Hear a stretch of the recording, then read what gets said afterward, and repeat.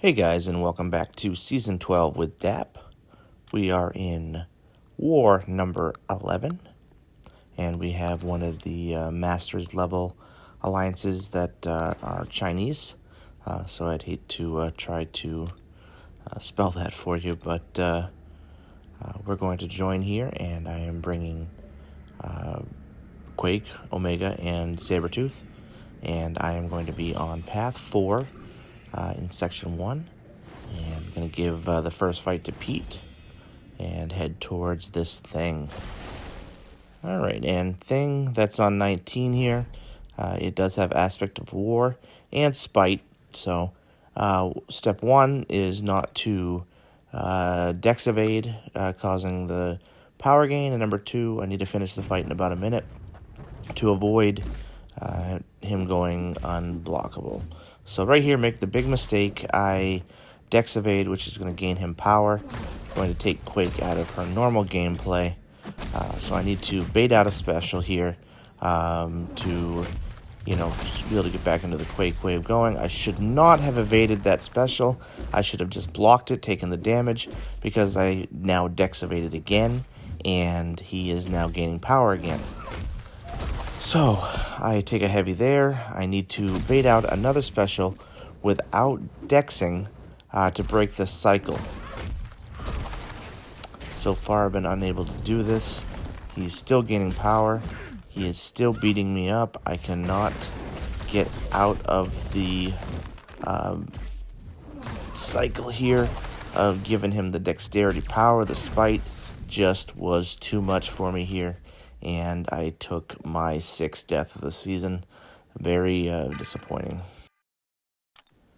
So I'm going to obviously revive here and heal up and go in for a second attempt to get thing down. I definitely need to do a better job of sticking to my game plan here.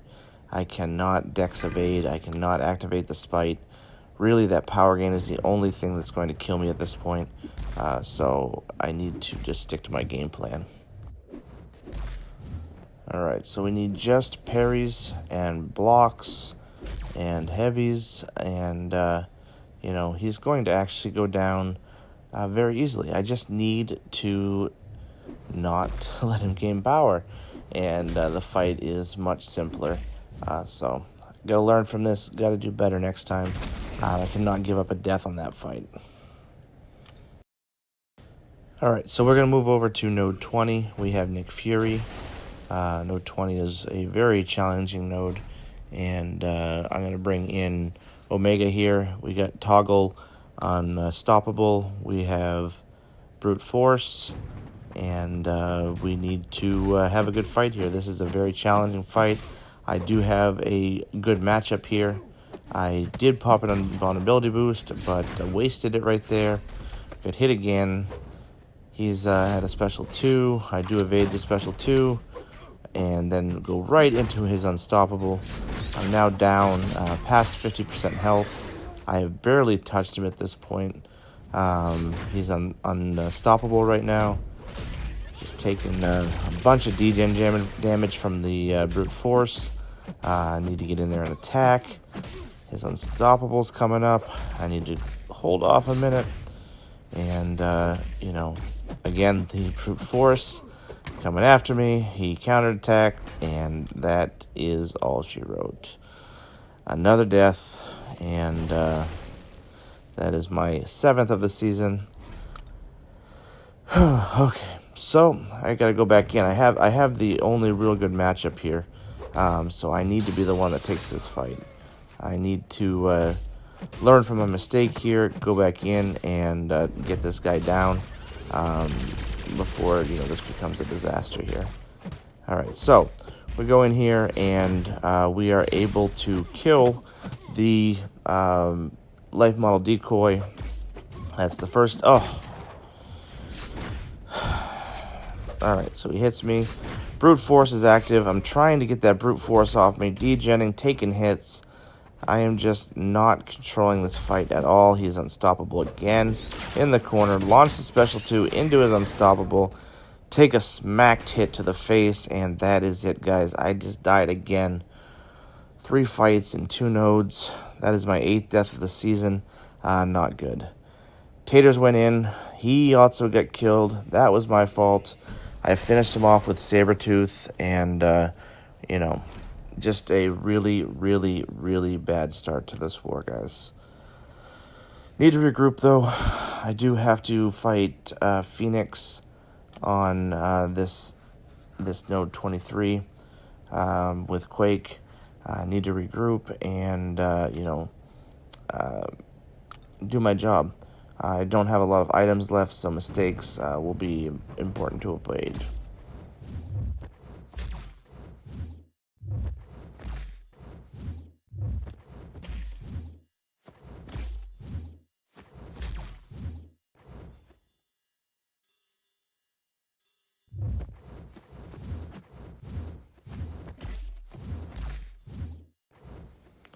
The reason that I'm taking this fight is because Phoenix does have the dodge global, so she is able to evade.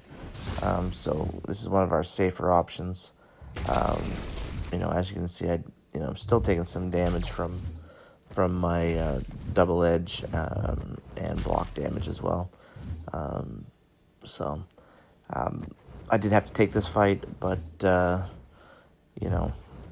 the items are really starting to add up now.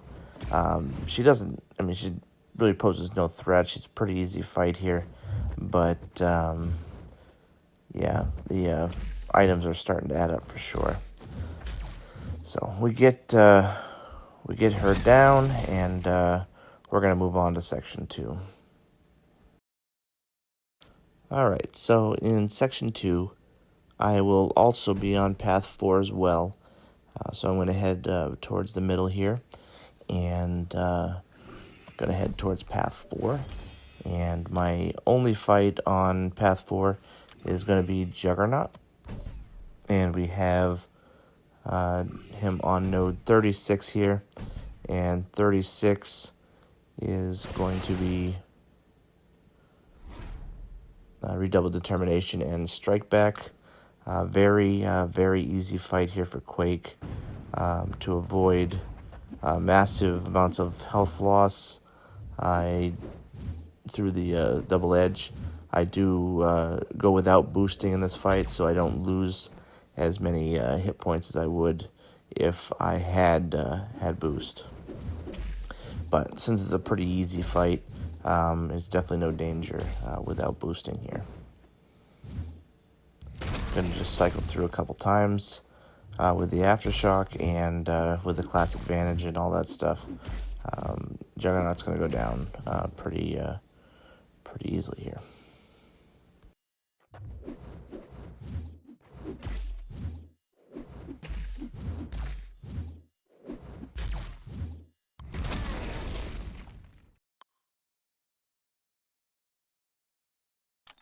Alright, so I am going to use up my last couple items here to top off, because I do have 2 mini-bosses that are assigned to me here. I am right now out of items. I have 0 items remaining. I've used all 15. We have a thing here on counter tactics, and going to do my best here. There is this node is debuff immune, so we'll have to use my stun immune style Quake attack and try to get him down. And just getting him down isn't going to be enough. I want to finish this fight above 60% health. I do have the combat regen to help me out in this, but I do have one more fight after this one, so I need to finish with as much health as possible, and that's my goal. If I can start above 60%, then I'll be very happy going into the last fight.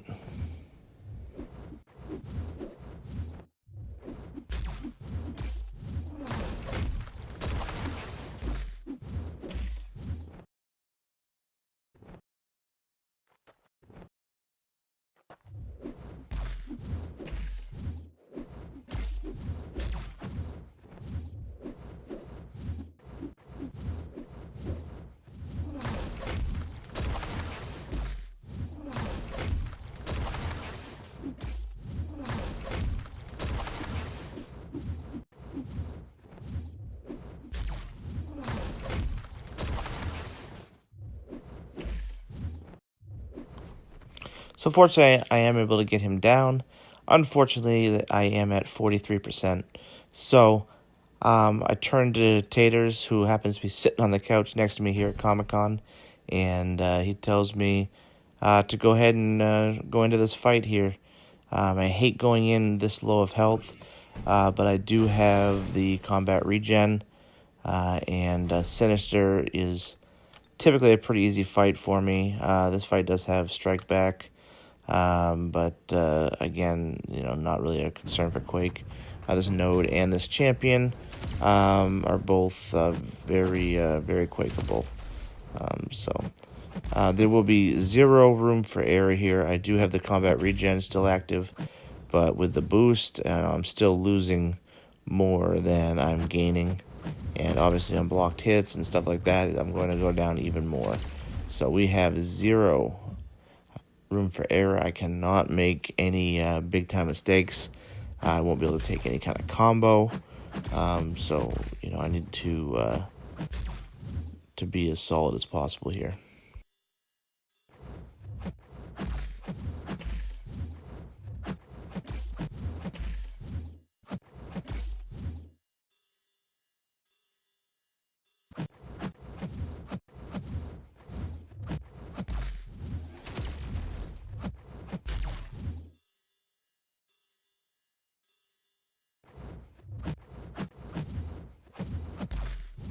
And we are coming down to the wire here. Just need to get a couple more of these aftershocks in. And there we go. That one hit there wasn't really enough to kill me. And finished about as low health as possible. And that will be the end of the war for me. Very rough one here.